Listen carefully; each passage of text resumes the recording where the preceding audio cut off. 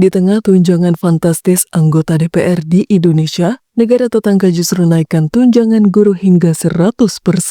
Tanggal 2 September merupakan hari kemerdekaan bagi masyarakat Vietnam yang umurnya ternyata sama dengan Indonesia, ke-80 tahun.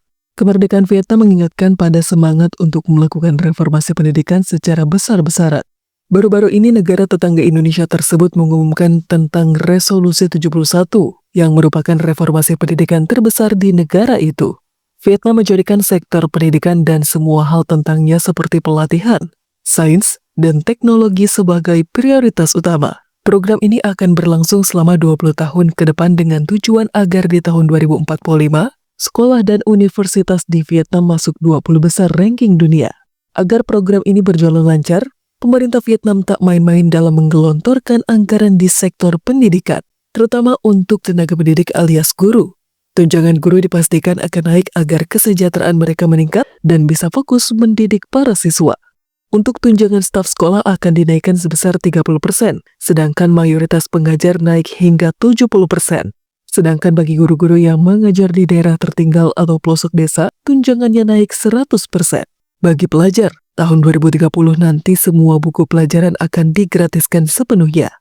Tidak ada lagi siswa-siswa yang harus membeli buku pelajaran dari luar karena semuanya sudah disediakan di sekolah. Dengan begitu, dapat mengurangi beban finansial dari keluarga siswa dan membuat guru semakin termotivasi untuk mengajar.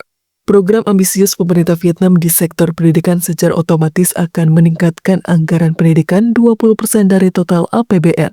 Dari jumlah tersebut, 3% diantaranya digelontorkan untuk perguruan tinggi karena pada tahun 2030 ada target yang harus dicapai. 8 universitas di Vietnam ditargetkan masuk 200 besar ranking dunia, dan 1 diantaranya masuk daftar 100 besar ranking dunia.